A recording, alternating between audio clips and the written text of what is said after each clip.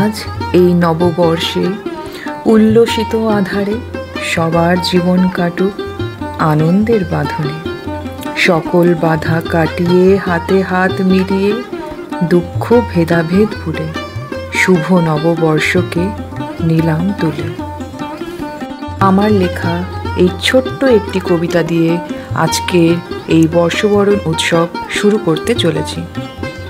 আমি রিঙ্কি দত্তা আপনাদের সকলকে জানাই শুভ নববর্ষের প্রীতি শুভেচ্ছা। আজকের এই বর্ষবরণ উৎসব ঝাড়খণ্ড রামগড় বেঙ্গলি অ্যাসোসিয়েশন দ্বারা অনুষ্ঠিত হয়েছিল লায়ন্স ক্লাবে। নববর্ষের উৎসব পালন করছি।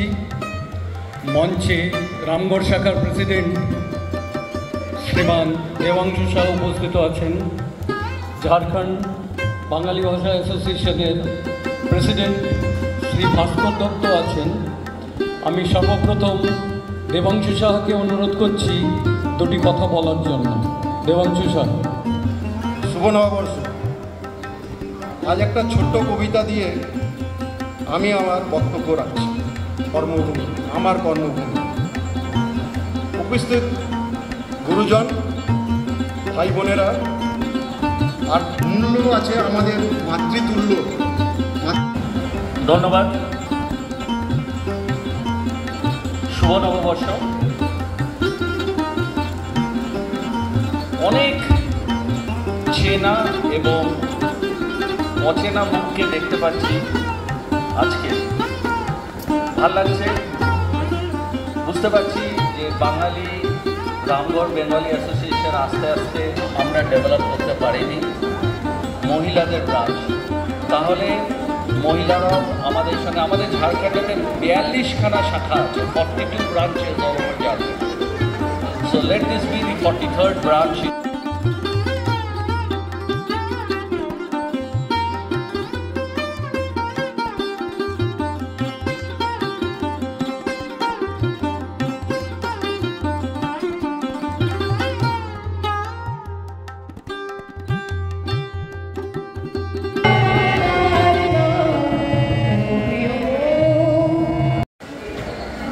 তনিমা কোনারকে স্বাগত জানাই।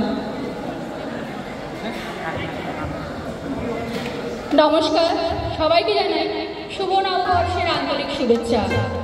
আমি অনেক আপ্লুত কি আমাকে দায়িত্ব দেওয়া হয়েছে কি আমাদের খুব আদরের তানিয়াদিকে আমি অভ্যর্থনা জানাই এবং এই জন্য তানিয়াদিকে আমি স্টেজে ডেকে নিতে চাই।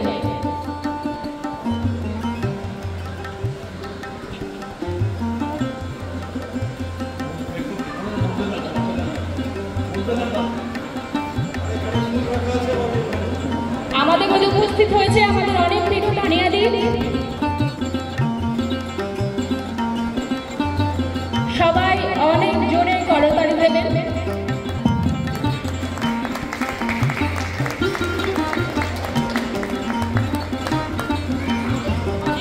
অনেক অনেক ধন্যবাদ। দ্বারা আয়োজিত বর্ষবরণের এই সন্ধ্যায় উপস্থিত সবাইকে জানাই আমাদের আন্তরিক শুভেচ্ছা, অভিনন্দন। আমাদের আজকের শ্রুতি নাটিকা, যার মূল রচনা বনানী মুখোপাধ্যায়, নাটক একালের কপালকুণ্ডলা।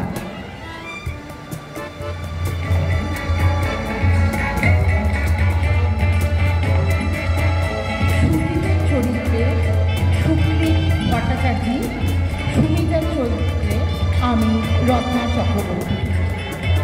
নাটক একালের কপালকুণ্ডলা। মানদা, মানদা, শুনতে পাচ্ছ? তোমার বৌদিমণিকে একবার পাঠিয়ে দাও তো। মানদা, কি বলো কি? কিছুতেই সাড়া দেবে না? কিছুতেই না? হবে না কেন? যেমনি মনে তেমনি তার পিয়ারের দাসী, দুটোই সমান। উনি নিশ্চয়ই বাড়ি নেই। রোজ রোজ যায় কোথায়? হয় উনি থাকবেন বাড়িতে, নয় আমি। রাত 8টা বাজে, এখনো বাড়ির গিন্নির দেখা নেই। ব্যাপারটা কি?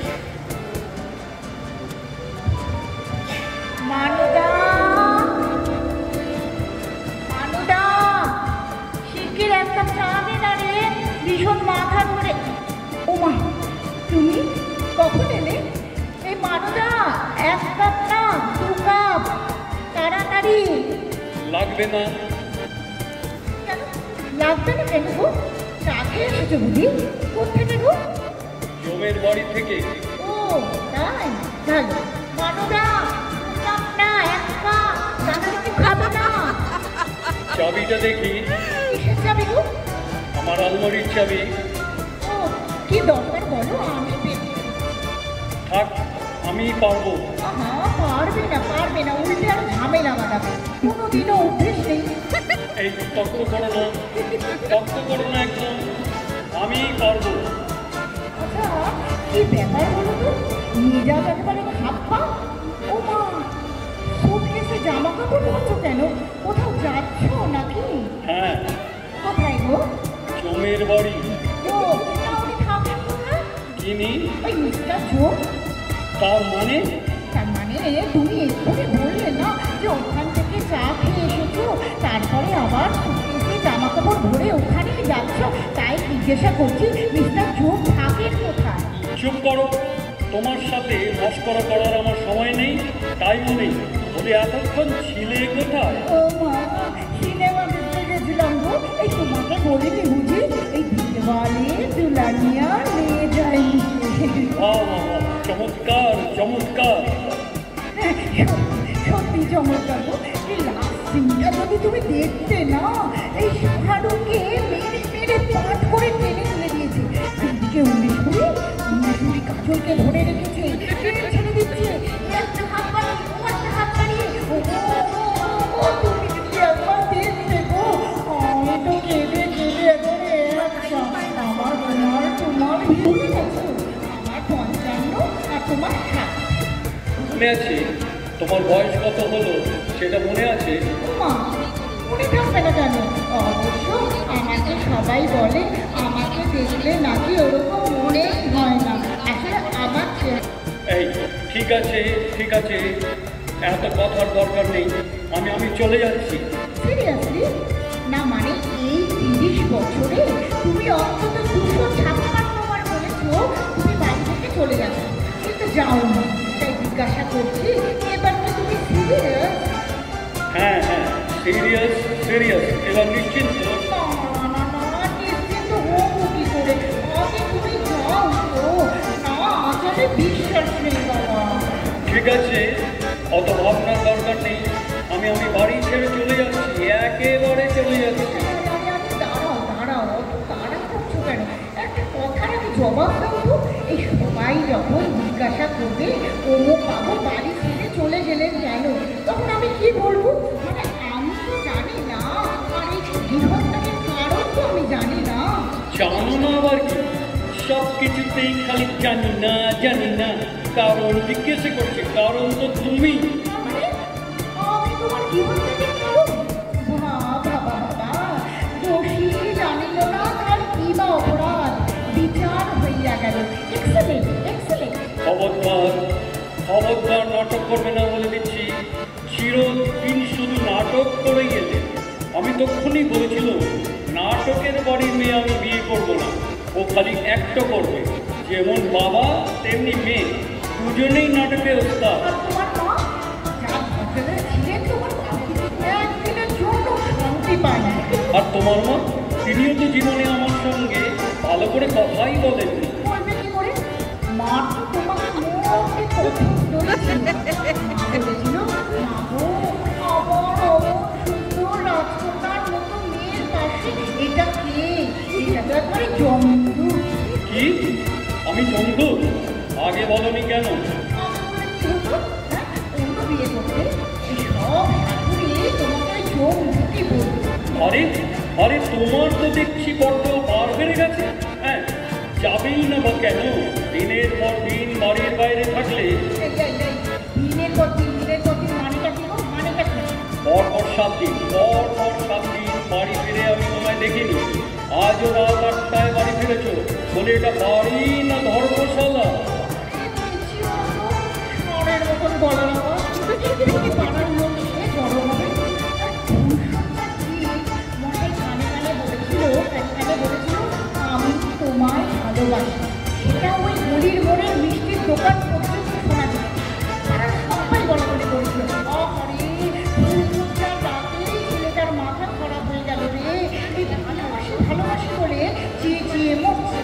এই এই একদম কথা ঘুরবে না বলে দিচ্ছি।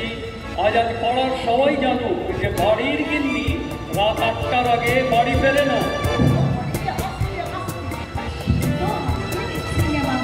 নবর সাথে দেখা হয়েছিল তার। নব? নব? নবটা আবার কি? বাবা কি আবার আমার কলেজের বন্ধু নবকুমার পুরকার। তুমি জানো 30 বছর পর দেখা হলো। আমার মুন্ডু হলো। একই বলে দুঃখের সিনেমা দেখে আমি কেঁদে কেঁদে মরছি। দেখি পাশের সিটের ছেলেটা আমার দিকে হাঁ করে তাকিয়ে আছে। ছেলেটা তোমার দিকে হাঁ করে তাকিয়ে আছে? ঠিক আছে, অত হাসির দরকার নেই। ছেলে না বুড়ো হলো তো, অত বিক্ষোভ করার কিছু নেই। তারপর কি হলো? রাত 8টা পর্যন্ত সেই ছেলেটা তোমার দিকে তাকিয়েই থাকলো? না না না, তাকিয়ে থাকতে কেন? সে আমার হাত চেপে ধরলো, আমি তার হাত চেপে ধরলাম। এ তো বেশ তারও চমৎকার। চমৎকার না, এই তুমি বলো 30 বছর পর বন্ধুর দেখা হয়েছে, কথা তো শেষই হচ্ছে না। একটু রাত্রি হয়ে গেল বলে আমার চলে আসছে। আমার ঠিক খারাপ লাগছিল, এত কান্না পাচ্ছিল না, মানে এত কান্না। ওই হাফ কাজ তো তোমার বন্ধু? ওই হলো পুরো ওই হলো। আমি বাবা কলেজে আমাদের এত ভাব ছিল না। এই জানো তো সবাই আমাদের সুচিত্রা উত্তম করে রাখছে, মানে ওদের তো অনেকটা উত্তম দেখছে। ঠিক আছে, অনেক হয়েছে, আমি চললাম। আমার হেরে গলায় বলার কোনো দরকার নেই, যা বলা আমি এমনিতেই শুনতে পাই। গলা? হেরে গলা? জানো কলেজ জীবনে সবাই বলতো আমার গলা সৌমিত্রের মতো। গলা দিয়ে কি হবে? চেহারাটা যদি ওনার মতো হতো তাহলে তো বুঝতাম। মানে তোমাকে দেখলে তো মনে হয় অমৃতপুরের জমের ভাই। কি পুরি? অমৃতপুরি। সেটা আবার কি? হিন্দি সিনেমা দেখো না তো, জানবে কি করে? ভিলেনের পাঠ করে এগিয়ে যা। আমাকে ওই ভিলেনটার মতন দেখতে? দেখবে তো, ওই জন্য তো আমারও মাঝে মাঝে দাঁত কপাটি লেগে।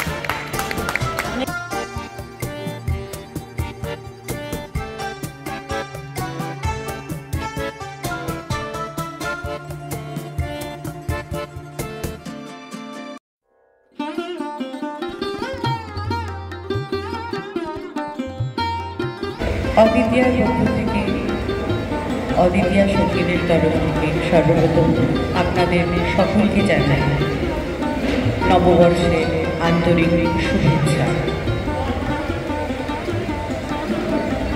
আমরা আমাদের এই গানের ঢেউ তোলার আগে একটি ছোট্ট পরিচয় অদিতিয়া দিতে চাই। অদিতিয়া 2019 সালে একজোট হই আর শুরু হয় আমাদের এই গানের যাত্রা। আমরা বিভিন্ন জায়গায় নানান রকম অনুষ্ঠান করে এসেছি। সেশনের মধ্যে এসে আপ্লুত আমরা ধন্যবাদ জানাই রামগড় বেঙ্গলি অ্যাসোসিয়েশনের কর্তৃপক্ষকে। আর শুরু করছি আজকের আমাদের এই অনুষ্ঠানটি। সন্ধ্যায় তুমি সুন্দর বেশে এসেছ, তোমায় করি গো নমস্কার। অদিতিয়া আজ এই মঞ্চে বিভিন্ন স্বাদের গান নিয়ে আপনাদের সামনে উপস্থিত হয়েছে।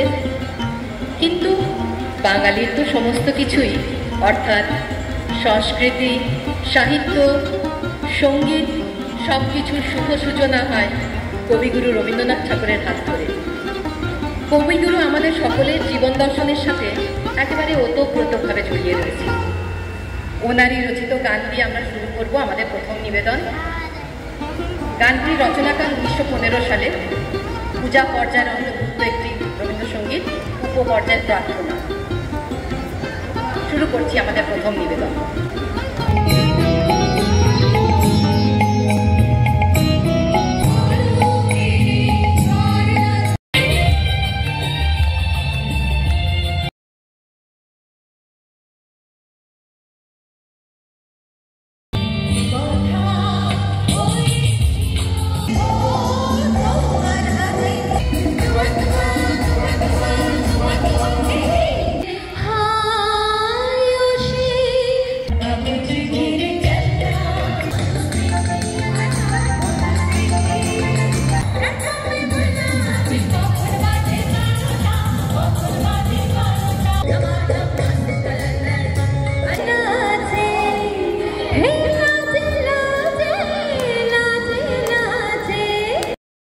অনুষ্ঠানটি আপনাদের কেমন লাগলো আপনারা সবাই আমাকে কমেন্ট বক্সে জানাবেন। তো অনুষ্ঠান প্রায় শেষের মুখে, এবার হচ্ছে খাওয়া দাওয়ার পালা। খাবার খুবই ভালো হয়েছিল, ভেজ ননভেজ প্রচুর খাবার ছিল। আর সবথেকে বড় কথা, আমরা ভীষণ আজ এনজয় করেছি। আজকের প্রত্যেকটি অনুষ্ঠান খুব ভালোভাবে হয়েছে। আর সবথেকে বড় কথা, এই অদ্বিতীয় ফিমেল মিউজিক্যাল ব্যান্ড যেভাবে আমাদেরকে আনন্দ দিয়েছে তা মানে বলে বোঝানো যাবে না, এক কথায় অনবদ্য, অসাধারণ।